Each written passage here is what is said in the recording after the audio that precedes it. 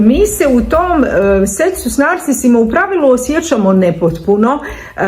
Osjećaj s kojim nas oni ostavljaju je kao da smo nedovoljno dobri, nedovoljno vrijedni, neprivlačni, suvišni. Osjećamo se kao da smo u biti objekt te njihove požude i zapravo tog seksualnog čina. Zapravo mi ne izađemo iz te seksualne relacije sa onim osjećajem ispunjenja, s osjećajem povezanosti s drugom osobom, nego naprotiv, mi se osjećamo kao jednokratne rukavice koje smo stavili, pospremili smo kuću i nakon toga smo bacili te rukavice.